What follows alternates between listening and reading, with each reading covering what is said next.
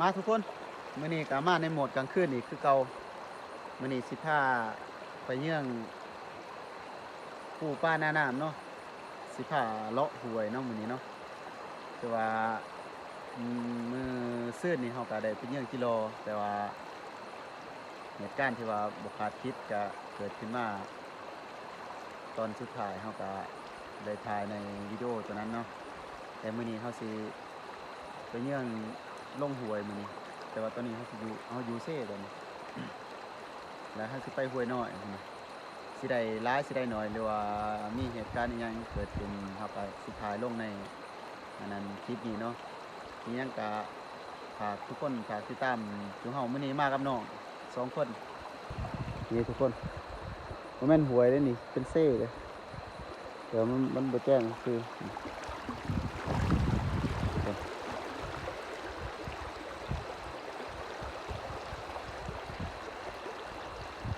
เดี๋ยวเฮาสิ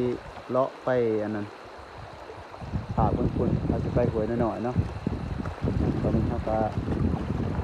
ถามเซ่ก่อนเซ่บ่อนี่มันเป็นพลานหินนี่ตื้นๆนึงน้ำเซ่มันยังขุ่นๆอยู่รู้ว่าห้วยสิใสหรือสิขุ่นเนาะก็บ่ทันได้ไปมื้อนี้มากับน้องเพิ่นนี่นายพรานหนูกับจิรอเพิ่นว่าอันบ่เห็นอิหยังก็ยิงเลยจิรอนี่ถ้ามันเป็นกลางเว้นนี่วิวน่าจะงามอยู่แถวนี้แต่นี่มันจะมีผู้อยู่พุ่นอยู่กับบ่ใกล้ปานใดดอกผู้นี่ก็เป็นต้นไม้ใหญ่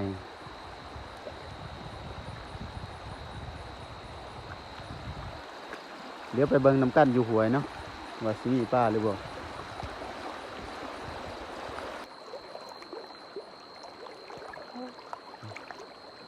น้ำเซ่นี่ยังขุ่นอยู่บ่ฮู้ว่าน้ำห้วยสิใสอยู่อันนี้เขายังบ่ได้ปลาคือเขาสิไปห้วยตัวนี้เนาะนี่มันเป็นเซ่นี่ห้วยน้อยๆนี้มันจะบ่แจ้งปานใดทุกคนยามกลางคืน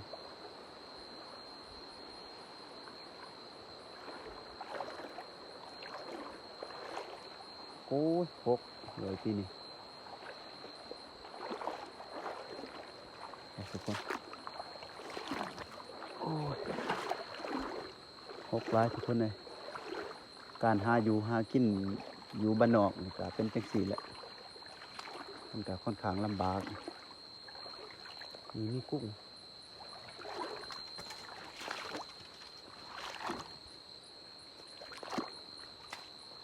ปูปลาหน้าน้ำก็โอ้ปลาดุก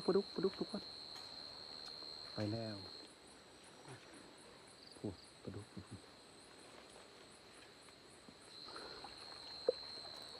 โอ้อันนี้นี่ป้าอ๋อเก็บไว้ดูฮะนี่เลยปลาคังนะลูกกันอิดบ่ถือซ้ำถือโอ้ถือแล้วปลาคังคน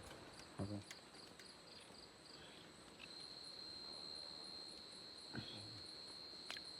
ตัวแรกแหกมันปลาคังตัวนึงปลาดุกมันไปแล้วอย่าง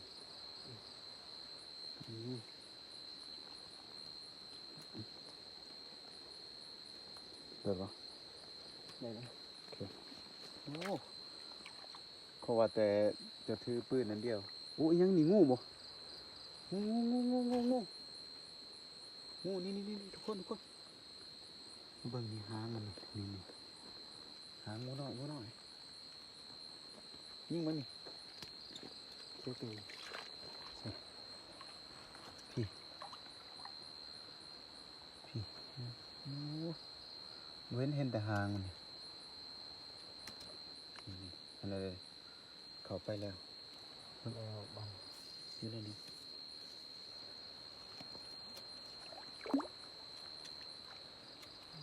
เบิ่งโอ้โหไปแล้วกระยาและตัวน้อย เดี๋ยวเอาไปต่อ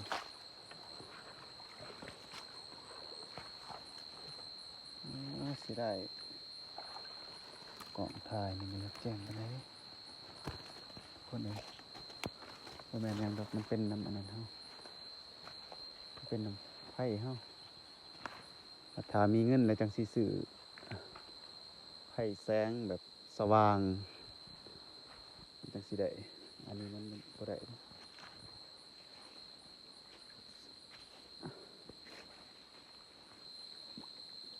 ปกติแถวนี้มันมักมีกระถาง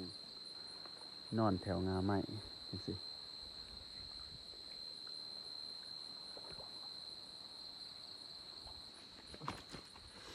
โอ้ยหมดนี่กบบางยานี่อยู่นี่โอ้ยเดี๋ยวมาหกแห้งนี่คน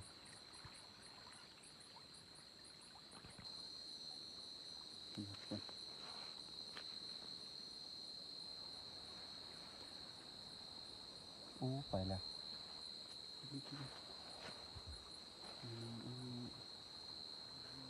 ตากันมันจะต้นน้อยๆโอ้นางขุนเลือดเลยไม่ใช่เลย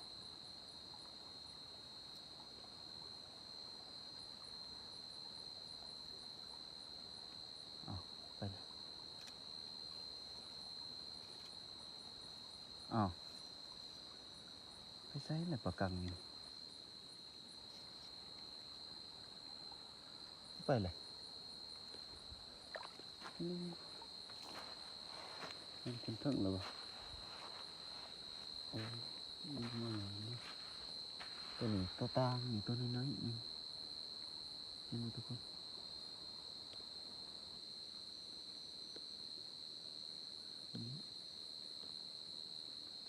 นี่ไงตัวใหญ่บางอย่างนี่ไปเลยปากกังเขาบ่ใหญ่ปานใดดอกเออเดี๋ยวเบิ่งทางนี้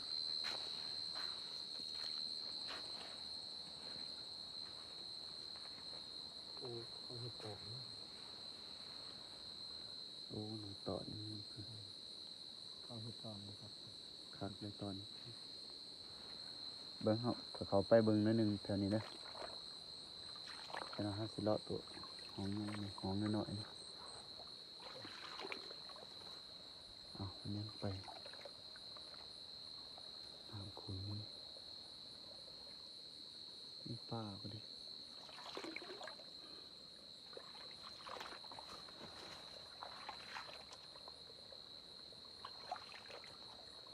บ่เห็นนี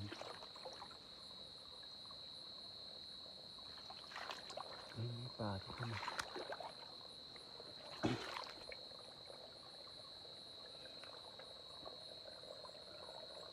ตัวตายมันสิอยู่แถวนี้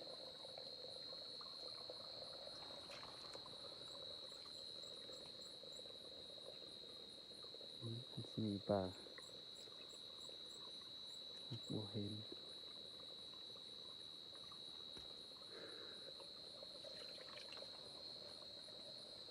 โอ้ยหกแห้งแทนนี่แต่ก็ไม่ไหล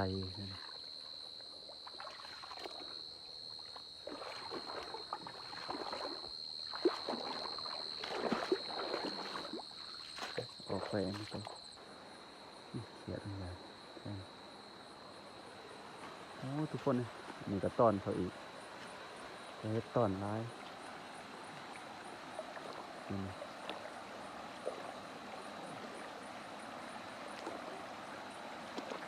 ประกันก็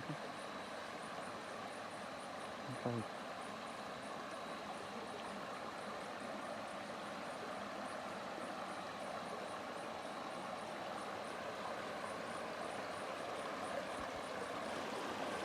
มาเบิ่งทุกคน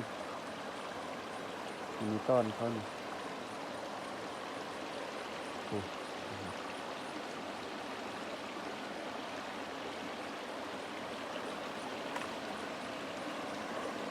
น่าจะถือรอก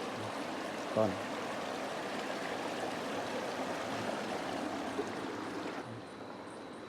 น้องคนนี้เสียดไปเลยโอ้ไม่ได้สิ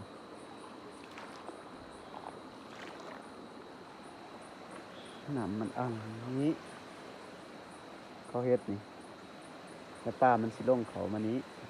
ลงต้นนี้1 2 3อัน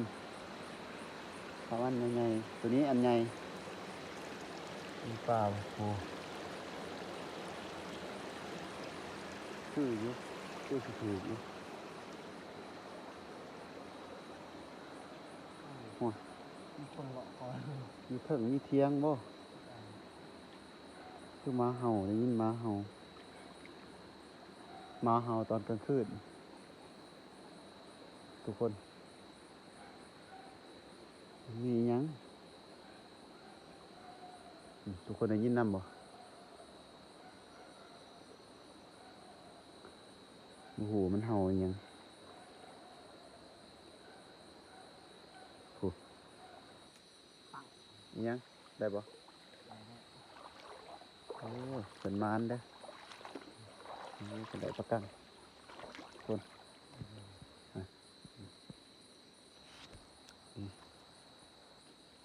บ่ใหญ่แล้วก็บ่น้อยสมพอดีกิน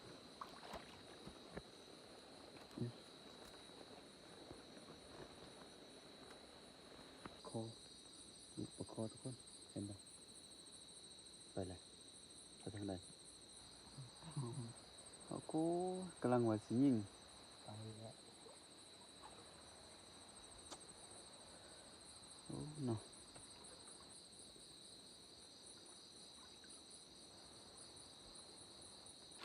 เจ้าไปขึ้นเบื้องนั้นเด้อเราสิขึ้นเบื้อง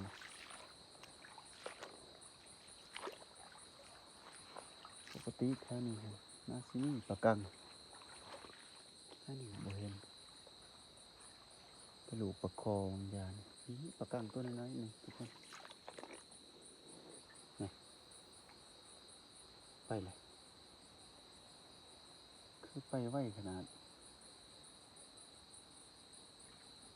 ไม่ใช่เลย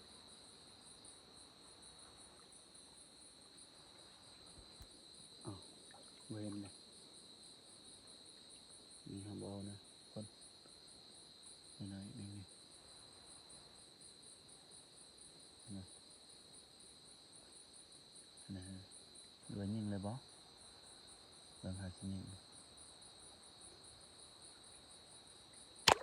โอ้ถึงแล้ว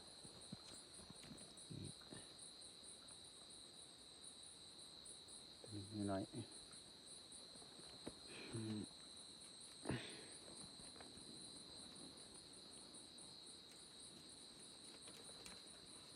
เรือน้อย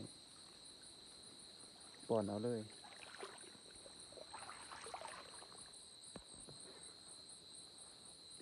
นี่กังตัวใหญ่ทุกคนเอาพอตัวใหญ่เลยมันจะไปเลยมันจะไปนี่ทุกคนเนาะ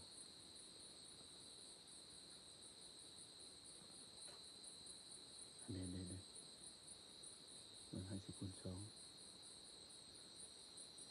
นะฮะไปไกลๆเราตัวใหญ่ตัวนี้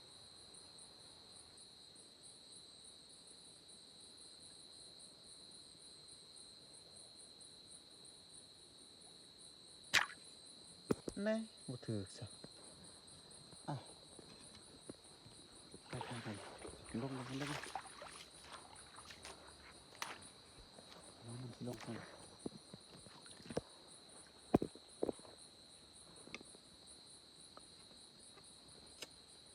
โอ้นายดิ บ่มี เห็นแต่กระปูเนาะ อืม กบบ่เห็นทุกคนบ่ทันเห็นแสงกบปกติก็แถวนี้แหละมันมักจะอยู่แบบแคมห้วยจังซี่มันมักจะอยู่แบบนี้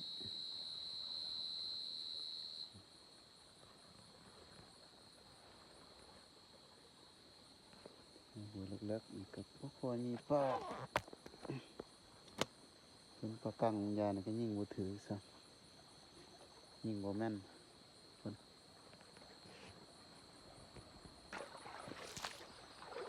กบบ่เบิ่งว่าเพิ่นสิรัดอยู่นี่เด้อกบทุกคนกบไปทางใดเลย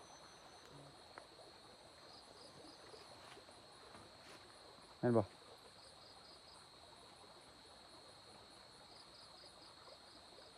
นี่มันเลยโอ้ยเนาะไปเลย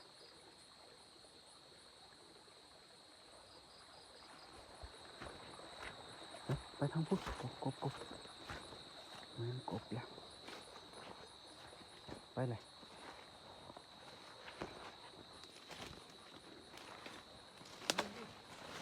ใส่หยุดโอ้มันลงน้ำเลย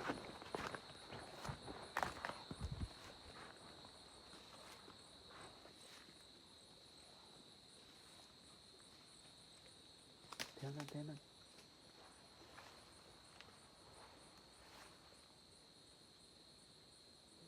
เห็นแล้วบ่ค่อยรับดิ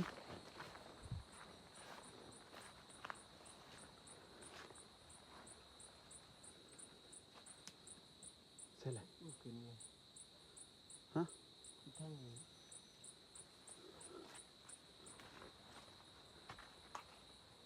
โอ้ขึ้นเท่าปุ๊บได้แล้ว โอ้ยเนาะฮะ โอ้ โอ้เบิ้งสิไปน้ำนี่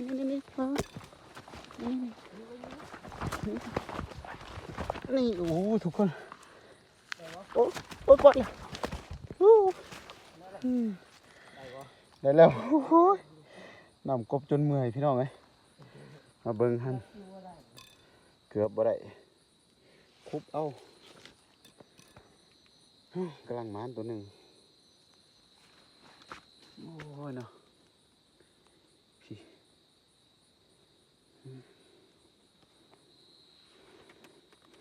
เอาสิบ่หักแขนหักขามันเนาะไม่ใส่ได้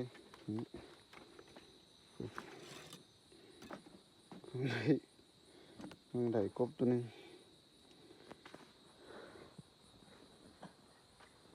กบอีกทุกคนตัวน้ำเลิกหลายแทนมันมุดแค่นั้นบ่เดี๋ยวมันหมด โอ้มันโหกแห้ง มันเลิกนะ น้ำเลิก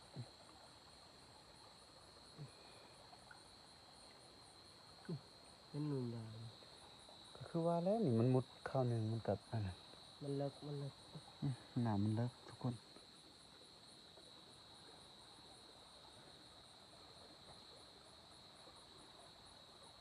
โอ้เนาะโถสิได้เด้ ไปเลย ไปแล้ว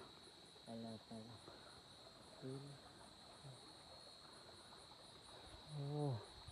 หนองเป็นตาดีเด้ เห็นกบตลอดเฮายังทันเห็นอีหยังเดี๋ยวสิเบิ่งเถอะ นะเบิ่งได้ทางไหนนะ เออ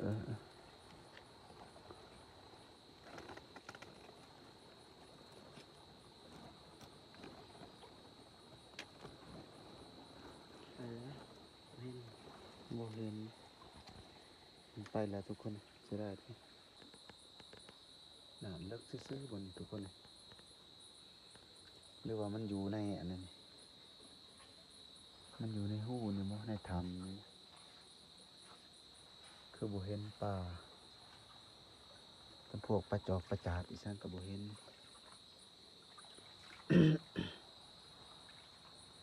นี่ปลาน้อยๆตัวน้อยๆ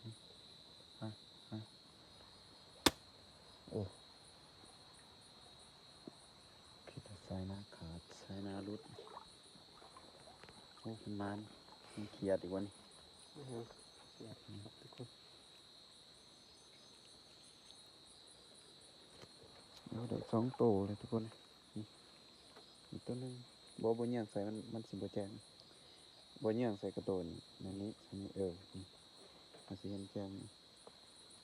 เอาใส่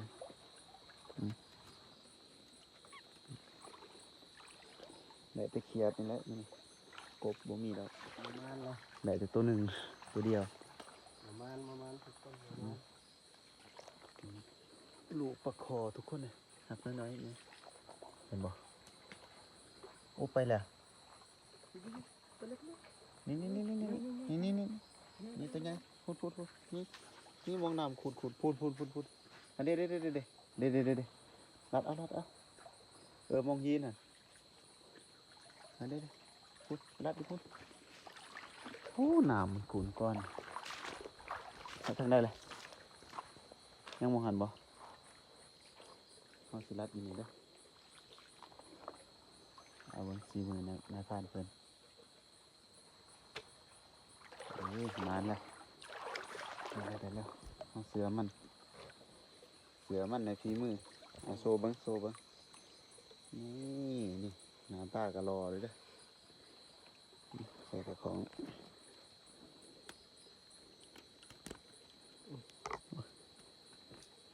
มันจะเด้งออกเกินทุกคนทั้งกบทั้งเขียด อันเหนียวสาว เกือบสมองป้ายแล้วเสือมันในสีมือเพิ่นถ้าเฮายิ่งบางยานี่รุดแล้ว ปวดนี่ยังมีอีกตัวหนึ่งนี่ตัวหนึ่งนี่ เอาเลย เอาเลยไปรัดอยู่หันเด้อเดี๋ยวเฮาสิยิงก่อนอยู่นี่ ปัง โหได้คือกันเว้ยสีมือคือกันเว้ย โอ้เสือซีมือดีนะครับทุกคน นี่ มือกองเขา ได้คือกันเว้ยจักหน่อยปล่อยจุ๊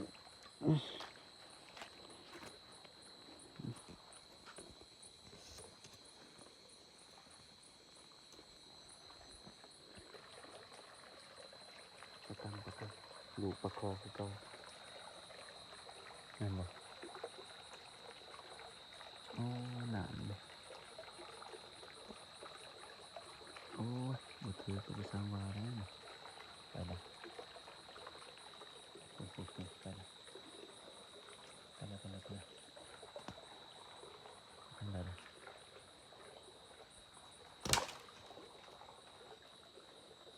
เอา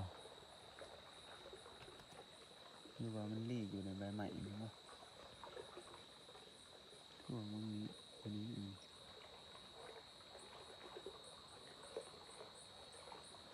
ไปเลยโอ้คนนี้โอ้เขียดวะ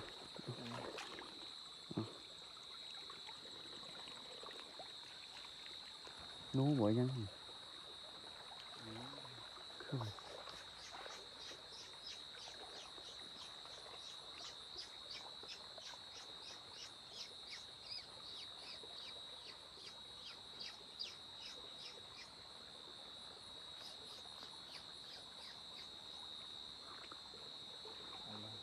ไปเลยเนาะ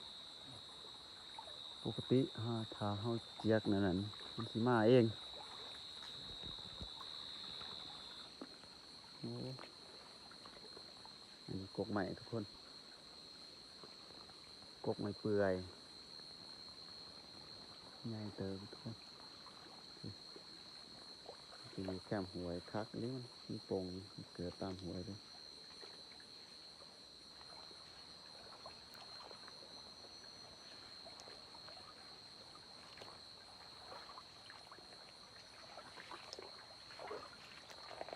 มือจะไปเนาะเดี๋ยวห่อ เอาทางไหน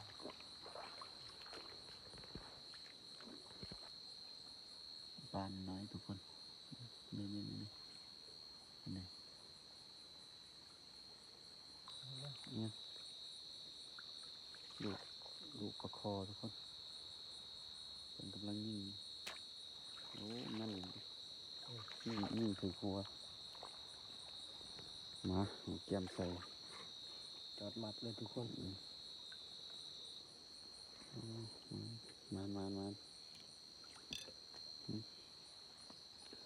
บ่นี่เพิ่นเห็นตากบเนี่ยแสงกบนี้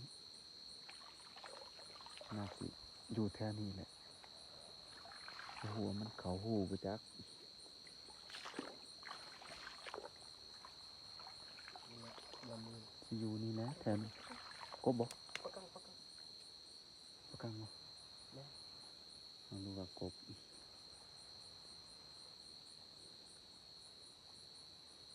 ใส่เด้อ ผมเห็น ไปใส่เลย เย็นด้วยแป๊บอืม กบบางอย่างนี่ก็บ่เห็นเนาะ ตามจริง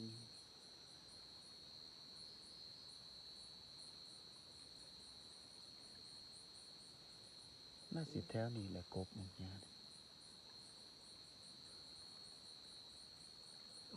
เป็นแต่ห้างเลยผมเป็นยิ่งเลย บ่ เป็นแต่ห้างนะครับทุกคนผมบ่เห็นหัว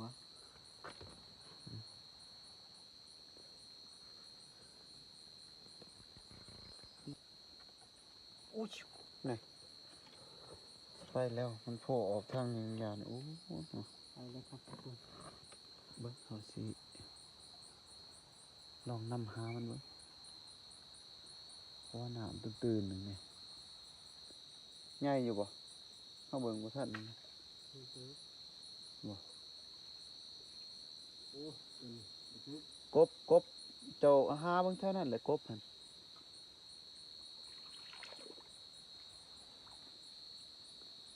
โอ้กระยาแล้วอะ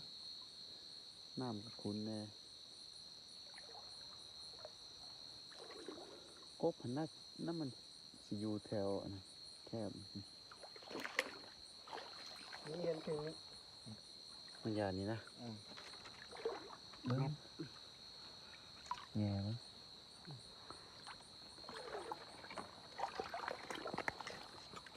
กินไปแล้วให้แง่มันออกแล้วมันอยู่นี่คือโขด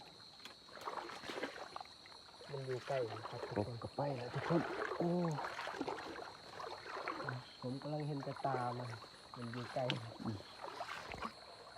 มีปลาเสื่อมอยู่ในโฟงไหน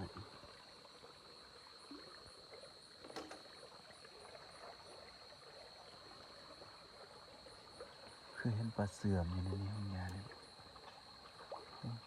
ไปเลยโอ้เห็นแตะกระปูตัวน้อยๆใหญ่ๆกันเลยทุกคนอันนี้เห็นแตะตีนมันเป็นโพรงใหม่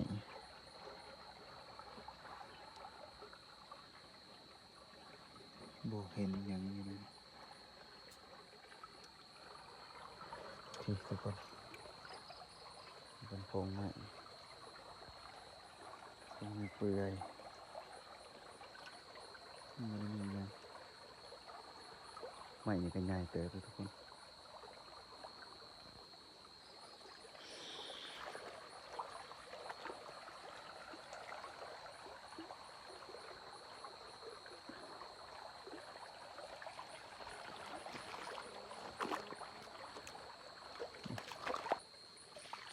ประกันเนาะ แม่มันก็ฟังครับตัวนึงนี่ โอ้ มันจะมีก้อน คุณเห็นแต่หัวมันเนาะ มันเป็นหัวแล้วครับ เดี๋ยวยังใส่โตวมันสิเห็นนี่ทุกคนเป็นบ่ไปเลยคุณเดี๋ยวๆนำนะ เห็นเลยสิยิงนะ นี่นะน้อยนะนี่หนึ่ง ไปเอาเลยเก็บฮะมันหาสิยิงอยู่ในหินครับเห็นแต่หัวมันเป็นบ่ทุกคนอยู่ในก้อนหิน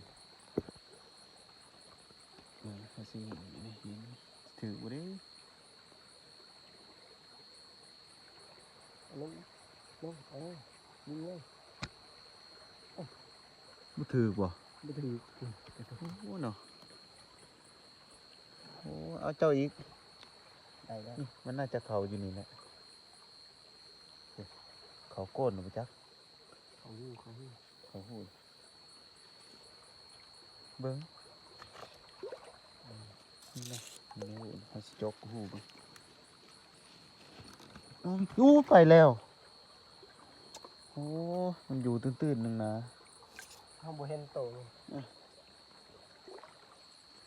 นี่เกิดมาหน่อยดิ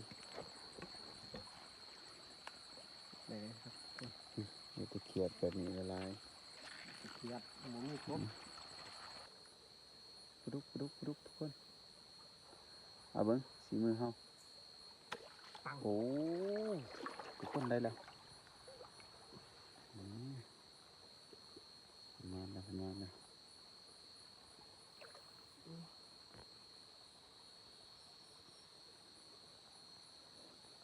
ตายเลยเด้อ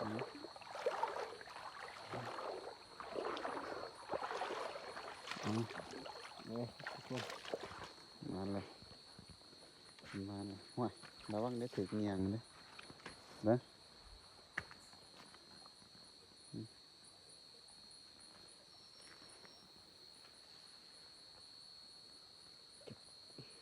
เอาใส่เลย โอ้บวเขาเลย เอาเขา จ้า เอาไว้ เขาวัดนี่เอาเขา เอาเจ้ายิ่งไปเลย ไปเลย ไปแล้วครับทุกคนต้องสีหางหน่อย โอ้เนาะประคอแต่ว่า ลูกนั่น เอ๊ะ จะมีโป่ง มันอยู่หมองเลิกจังซี่เอาเบิ่งเพิ่นเห็นประคอแล้วโอ้ข่อยเลิกซำนี้หั่น หนามไล่ ถูกเลย โอ้ โอ้ยปล่อยแล้วพูด ขาดเชย ขาดเนาะ จำบ่ทันนะครับทุกคน บ่ได้ มันดี ปล่ มั อน ย รู แล้ว ดน้ำมันเลิก หนามันเลิกโพดอันนี้ฮะเดี๋ยวเฮานำเขาหูแล้วบ่ เข้ามา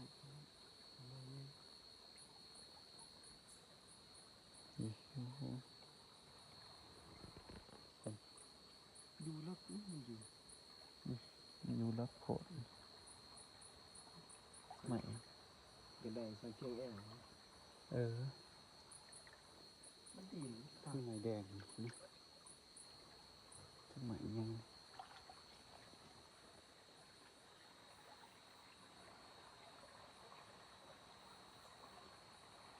่จะปลาหน่อยๆทุกคนบ่เห็นกบแทนแถวหน้าฟ้านี่น่าจะมีกบแต่ว่ามันบ่เห็นทุกคน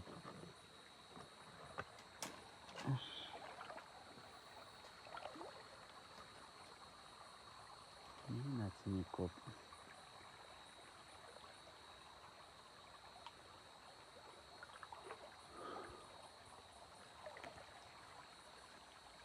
โอ้ทุกคนนะ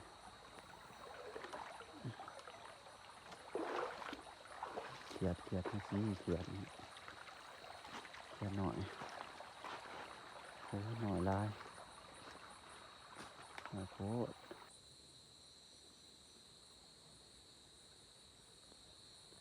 โอ้ทุกคนกบมันให้ไงคนใหญ่เลยนี่คนแต่ว่าไผ่ห้องบ่แจ้ง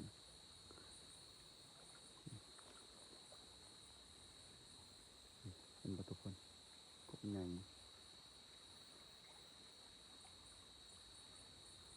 โอ้เสียงหมาเห่าอย่างนี้อยู่แถวนี้บ่โอ้อยู่ลุมพุ่นโอ้สองกกเลยทุกคนกกหนึ่งคันยามกลางเวทนี่ทุกคนสิเบิ่งแจ้งนี่เป็นยามกลางคืนถือบ่บ่ถือบ่ปล่อยเลย มาถึงไป โอ้บ่ถือมันเลิกร้ายหนามันเลิกทุกคนเลย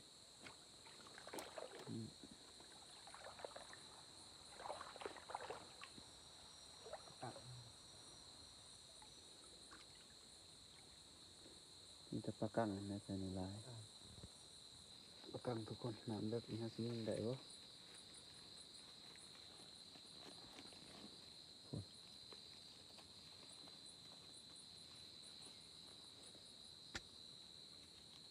ถือบ่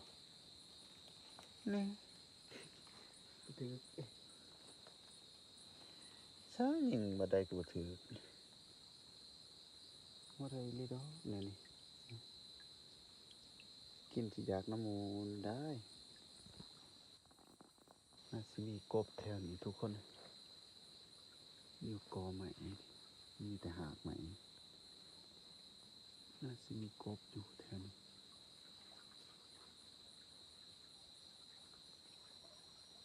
บ่เห็นป่าเปิดกับบ่เห็น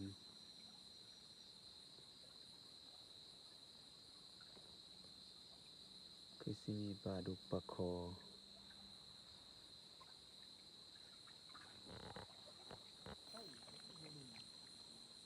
กระปูทุกคน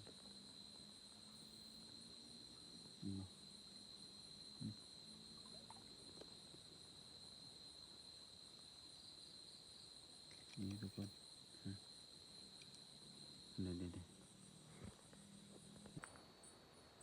กทุกคนนก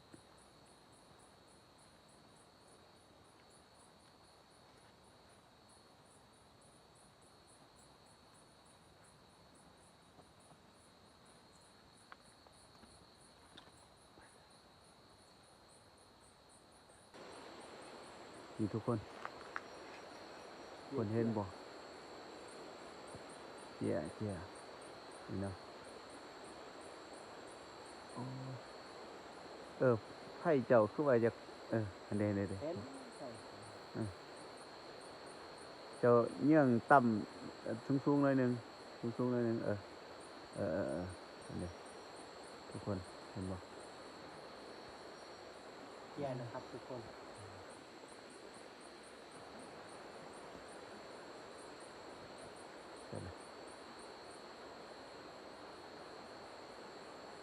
ได้นี่ทุกคนบ่แจ้งแสงไฟก่อนแสงไฟนอกนะบ่นี่ทุกคนมันนอนนะทุกคนเดี๋ยวเราสิมีวิธีเอาแนวใดทุกคนเราสิยิงใส่น้ำบ่ได้เอาเบิ่งเยี่ยงมาเอาสิซูมเลยทุกคน เห็นบ่ บ่แจ้งปานใดเว้ยอันนี้นี่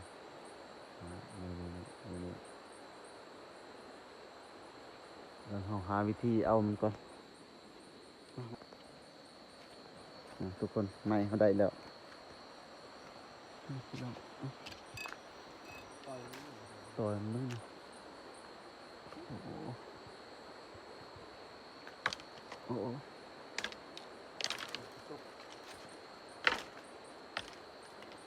เอาหมดนี่นี่เดี๋ยวทุกคนนี่ตกลงมาแล้วนะ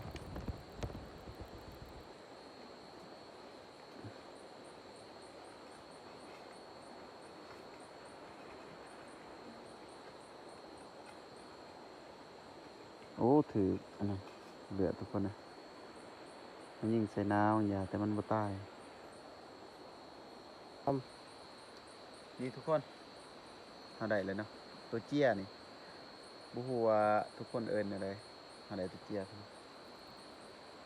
นี่โอ้ติดนี่เอาได้ตัวเจี้ยแจ้งอยู่บ่ทุกคน แย่อยู่เลย นี่ได้มันเป็นเบื้องหล่างอันนี้เบื้องหลังตัวก่อน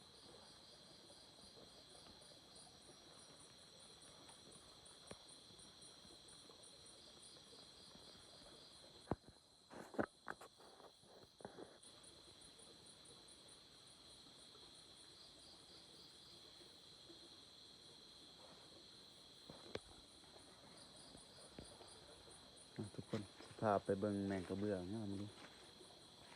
แมงกระเบื้องตัวลายนี่นี่นี่ทุกคน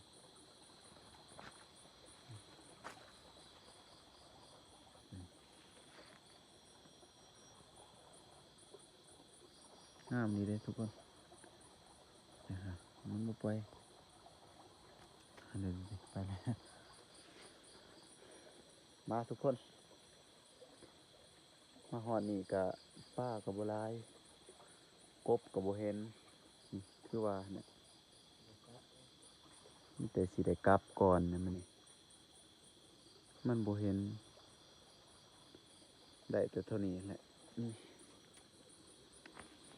ได้แต่เขียดแน่ได้แต่กบแน่ทุกคนเลยนี่นี่นี่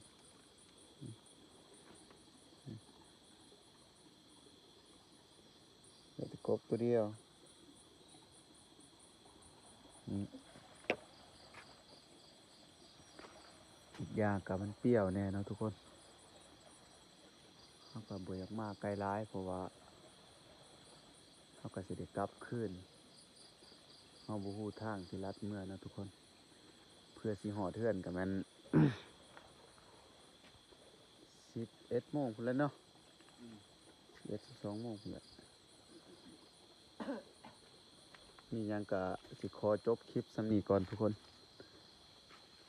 ถ้าผู้ใดมักเบิ่งกันหากินหาอยากในชีวิตบ้านนอกบ้านนากะฝากติดตามนะครับฝากกดไลค์กดแชร์ซอยในอยเด้อนี่ทางนายผ่านเพิ่นกะมานเลยเพิ่นยิ่งกะถือป้าเขายิ่งบ่ถือเพิ่นยิ่งถือเอาขอจบคลิปสำนีก่อน